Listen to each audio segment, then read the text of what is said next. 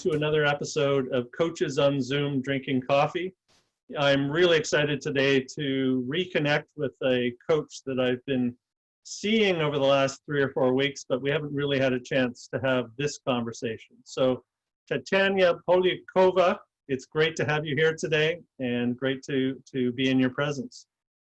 Thank you, Andrew. I'm really excited to be with you, and especially with such a background of the surfboards. Yes, we were talking before the recording that this is not where I physically am, but it is where my soul is right now. It's a property that my wife and I are trying to buy and to eventually bring coaches to, so that we can have them enjoy the energy that you sense through this picture behind me. So look forward to having you as part of our guest one day. Yes, that would be amazing. Yes, yeah. Truly, you're living truly a created life. Absolutely, yes, and I am a big believer in that. So tell me, what kind of life are you creating right now, and where are you in the world? So I'm based just outside London, even though in a place called Beaconsfield, even though it doesn't sound like this, because I clearly have quite strong Russian accent. Mm-hmm. So, and life which I'm creating right now, that's a very good question, Andrew. Because if I go back 3 years ago, it felt that I had everything what I dreamt of as a 17-year-old girl back in Russia. And I almost had to pinch myself sometimes. I was a managing director on a trading floor in a big international investment bank. I was one of very few people who worked 4 days a week and who was promoted to managing director while working 4 days a week, which was unspoken of. So I was very grateful for that. Mm. And you know what? And that's a paradox of that, because that gratitude held me back. And you know, I love gratitude as a tool. You know, when I tell now my children to wash their hands, I said, oh, just think of 3 things what you're truly grateful for, rather than singing happy birthday. But, you know, when the gratitude comes from the place of fear of losing something, that's what held me back. And I didn't realize how burnt out I was. I mean, I was having a really proper issues with my health, and I just thought I had all the other reasons why I had it, right? And so eventually I took the step of courage, which didn't feel at that time like that, and took a step out. And that was the best possible thing that I have done. Yeah. My body actually recovered surprisingly fast as I went on a journey creating something what I loved already, because what I really enjoyed and in my corporate environment is connecting with people, supporting people in their development. And also I was fascinated how, you know, I was so honored to work with so many talented people from all over the world. And yet I was fascinated and hurt sometimes by how much they were in pain. And they even couldn't, like myself, couldn't see it themselves. So that's a very long story to what I'm creating right now. But what I'm creating right now is really coming from the position of this inner knowing and helping my clients to create their life and their future, which is in the best way aligned to who they are. Mm. So first of all, finding, you know, because sometimes, you know, there are all these labels and expectations and different versions of ourselves. And of course, you know, we're evolving. And sometimes we forget what actually makes us tick. What is our genius? What is our weird? And then by reconnecting with that and then creating the impact through that, on the world, and as a result, getting the fulfillment and creating the life that my clients dream of. That's beautiful. That's beautiful. And it's very interesting because we've both ended up in almost an identical space when it comes to the kind of coaching we do.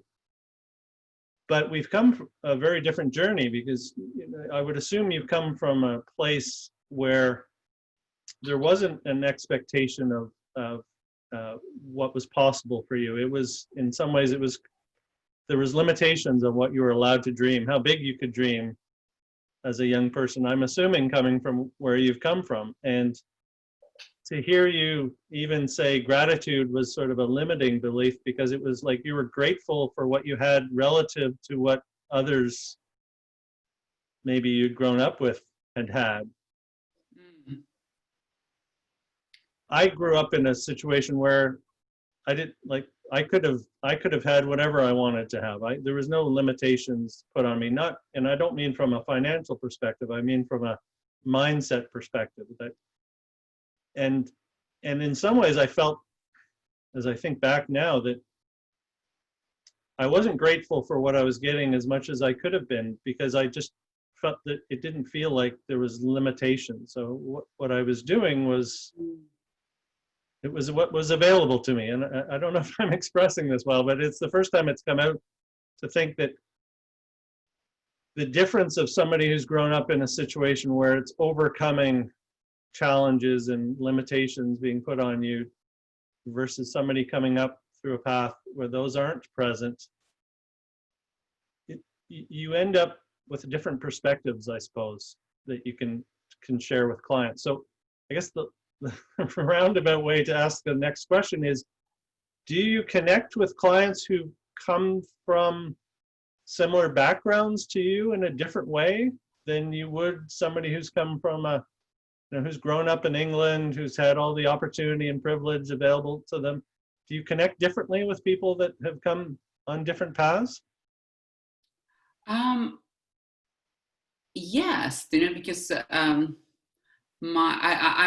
was trying to think about what you were saying, and I see, I guess the freedom of mindset in the United States, that everything is possible.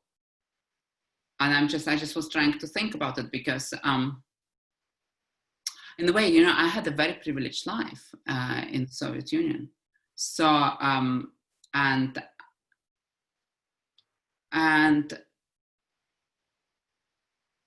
the people, because I spent 30 years in Western Europe and US. So, and what I found out, that people are actually surprisingly similar. So there are different types of people and stuff, but actually our fears, our dreams are quite similar. So yes, of course, when you were describing it, I was thinking, actually, it's interesting, because when you have the mindset that everything is possible, and you said you kind of almost were, as a result, you almost were feeling you were not then grateful, because, right? And on one hand, it is abundance, but also on the other hand, it creates this perfection mentality. So, but I'm not getting there, so I need to do more and higher, right? Mm-hmm. So yes, I and also what happens is, actually, I would argue, in a way, in Soviet Union, a lot of things were possible, right? It's just you needed to know how to play. And in the same way, a lot of things were possible in the US. And also, what I also truly believe, that it's not even our own beliefs, but it's like beliefs of the generations, and they get passed on.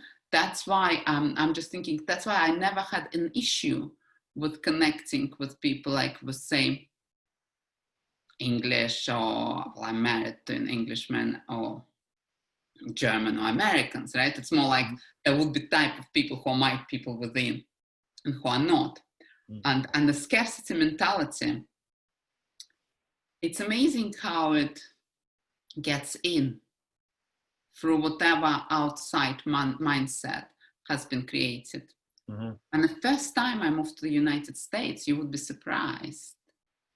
I was learning English at Columbia University, and later on I went there. But you would be surprised. I thought, oh my God, it's just being like back in Soviet Union. Excuse my language. Because of all them. In a way, the movie, we had to go to this show about American Army. And it was almost identical to the movie I saw back in Soviet Union, right? And I was like, this is just unbelievable. I mean, wow, they just changed the language.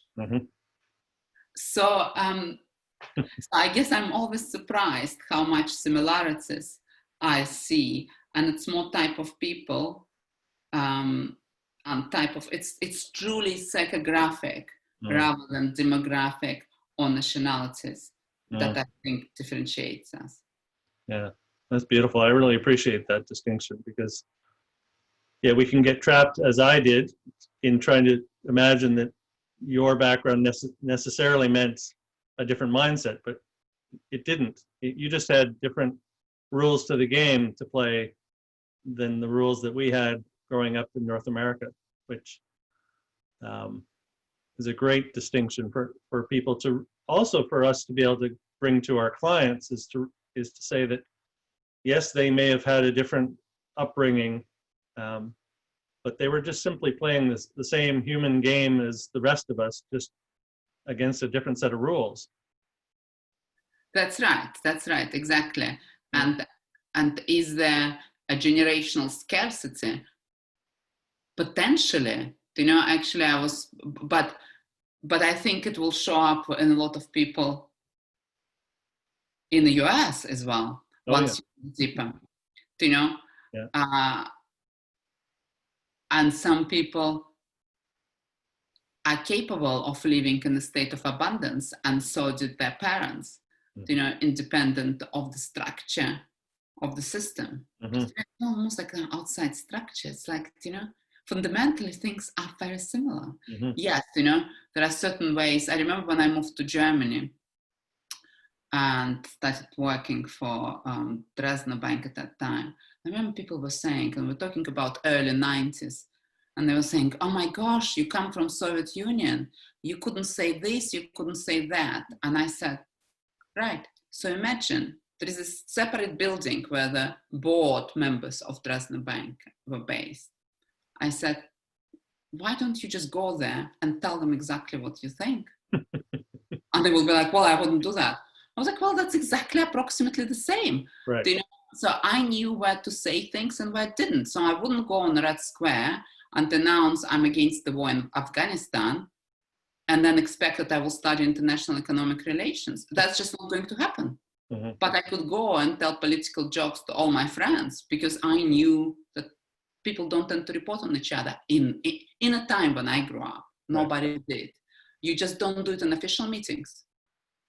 Well, at least that was my experience. So it might be that for someone else, it would be a different experience. And once they're exposed into, it might be that some people would use it as to move forward, right? Sure.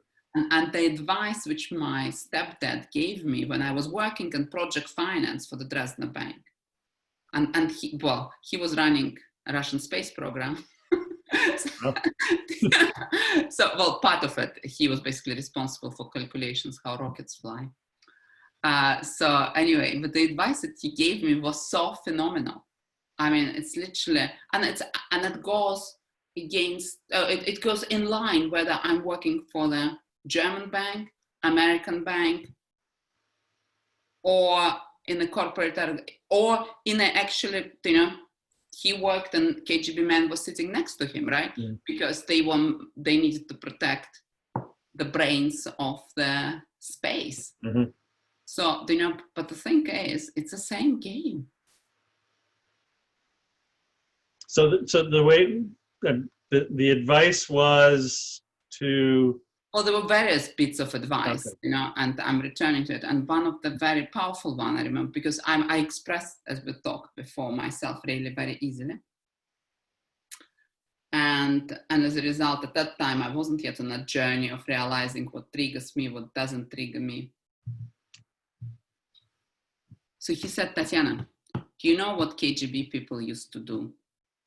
They would create a situation when a person gets triggered. And when the person gets triggered, they lose their, what they really want to communicate. And they communicate out of fear or out of, you know, anger. Mm.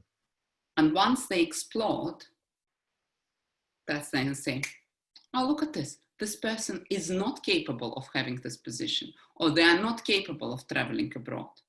So they would basically, and especially if somebody becomes very successful, you know, there might be jealousy. Is it a new, is it just a feeling that related to Soviet Union? No, there might be jealousy, there might be competition. Somebody has a very beautiful wife, beautiful children. So the tool is they start triggering you. You react, you lose. I tell you, on a trading floor, you could see how people trying to trigger you, right? I mean, and some people do it unconsciously. It happens sometimes unconsciously, you know, because, and then somebody explodes, and what can we say? Oh, look at her, or look at him. Oh, we cannot promote that person. Let's promote somebody else. Let's not pay them that bonus. So, you know, so, and that was like, don't get triggered and watch when unconsciously triggering others. That was really useful. That's a powerful lesson. Wow. So now we find you, I mean, it's very interesting to me that because you call what you're doing transformation coaching, and you've obviously been through your own transformation, as I have. How did you reflect, and maybe I'd be curious if you reflect differently now than as you were going through it, on what it was that you needed to move away from when you were making this transformation? Because you'd been very successful, you had achieved all the dreams that maybe from the outside you would have imagined, but you were moving away from something. And I'm curious now how you see that versus maybe when you started that process. Has it changed at all? Yes, a very good question, Andrew. It definitely did. Because also initially when I started that journey, I was still in fighting mode, right? And basically this confusion of what is it worth fighting for? Do you know this internal pain? Not connecting with it, and as a result expressing it as in fighting against something. Actually it was because I'm also a natural rebel, right? So but who often presents as an obliger. So if I'm obliger for too long, I start rebelling. And actually now it's much more taking this inside look at myself. So, you know, recognizing when actually I'm being triggered. So it's not a surprise that I keep on returning to that thought about my dad giving me this advice. But, you know, it's just like what triggers now I'm thinking that's happening for me. That's part of the journey. And focusing properly on a longer term game and viewing the interactions, the experiences from that point of view.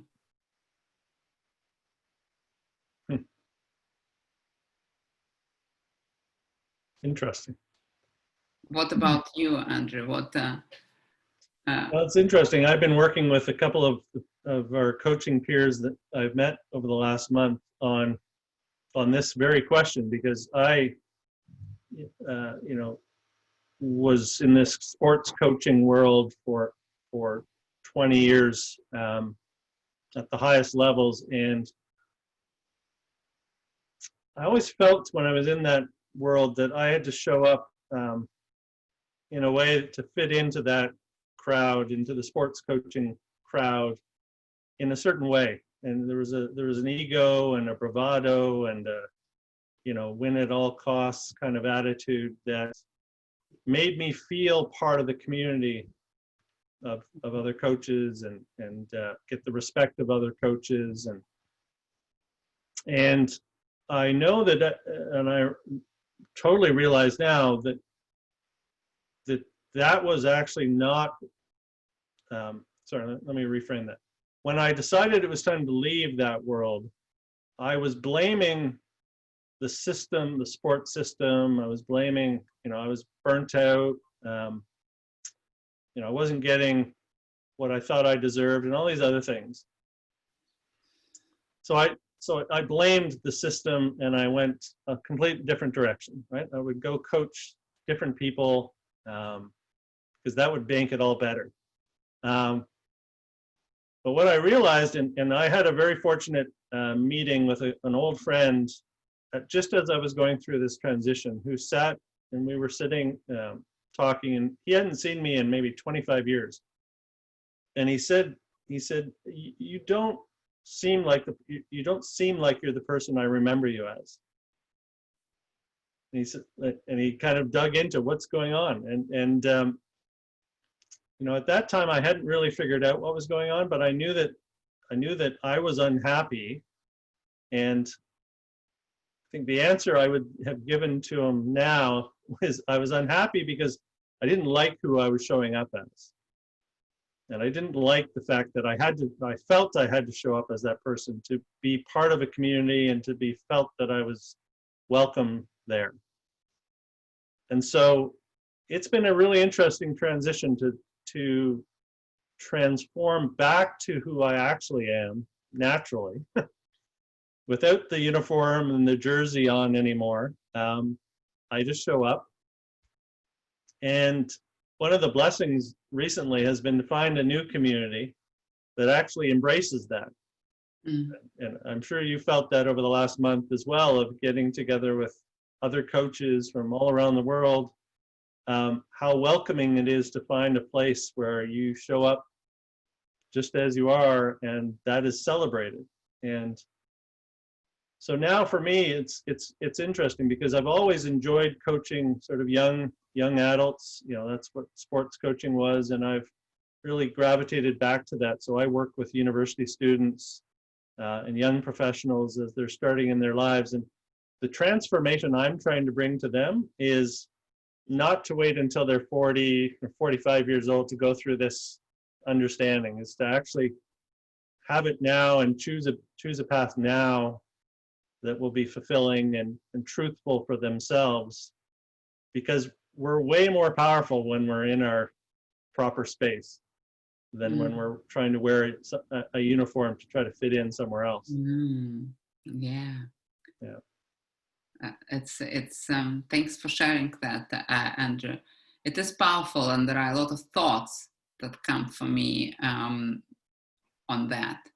On one hand, it's amazing how similar it is, because it's I remember when I was leaving banking, the thought of blaming the system and then actually moving beyond that and realizing that that's actually disconnect with what is true in the moment for ourselves. And then you're saying being in a community also where you can be yourself. What comes to me is that it's even finding yourself again, because there are all these labels that the society, the upbringing, the work, and then ultimately ourselves, put on ourselves. I just really notice it in my clients, that how they label themselves when they speak. And as a result, create the reality. And of course, that's a work that we all, as human beings, you know, to kind of look beyond the labels and what labels we're putting on ourselves. Mm-hmm. And then you said belonging, and what comes to me is belonging versus fitting in, Mm-hmm. right? Because Mm-hmm. I love this Brené Brown quote that belonging is not about fitting in. Belonging is just by being truly yourself. Yes. And how powerful that would be as a young person to know that. Yeah, because even, you know, with these students, it's amazing just the label of the name that the university chose to put on the curriculum. They becomes their label. It's Yeah, what they're supposed to do now. exactly. And they haven't, or they've suppressed any sense of who they really are as a young person. And I always say to them, and especially it's been quite fascinating how COVID situation has brought this forward, is that, you know, when you're 25 or 27 years old, you have a very thin resume of work. You have a relatively thin resume of academics, but you have a 27-year resume of who you are, and none of them present that in their resumes or in how they present themselves to an employer, or even how they think about their career. They think about this little sliver of their life resume and not the rest of it. And it's been really fun to work with them to see how, in a job market where they're going to have to find a way to stand out, that the best way is to be themselves more deeply. Yes, exactly. Because we stand out through our own unique weirdness and our own unique genius, and being able to own it and recognizing it. Mm-hmm. And yeah, and you know, it's powerful also how people connect, because the people connect not through their prefrontal cortex, so they don't connect through what they see on the resume, right? They connect through emotional brain and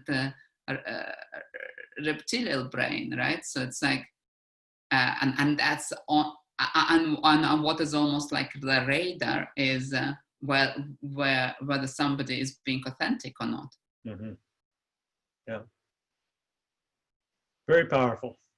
So, and Tatiana, you're working with clients. Are they into their careers typically? Are they're going through the same experience you and I went through? Or So I work with clients who already achieved a lot of success, yeah. and you know, and sometimes that success wasn't corporate, and you know, and they just feeling stuck by the success they created. So, and it sometimes feels to them that it has been created by fluke, and as a result, they're almost afraid to take a risk, to take the path of courage. So they almost become too comfortable, right? And there is, of course, discomfort in the comfort. So those are leaders and aspiring leaders, and it could be, you know, that they might be staying in the corporate because, you know, actually for some people they are aligned with the position or with the progression, right? But it's just that to get to the next level, or often they start their own business, or you know, or they are a business owner. It's more psychographic of this highly driven, high achieving personalities profile, which I believe it does define our hormonal profile as well. So, you know, there is quite a lot of dopamine, adrenaline, cortisol releases quite fast, and this knowledge as well that, oh, I just feel the fire within me that I'm able to do something more, something bigger, that I can create an impact. So that's an important selection criteria for me. It's the people who know and who want to create the impact on the world, but something is holding them back. And often it is the success that they achieved. So this is a summary of psychographic. There is, of course, a variety how those people present, because yeah.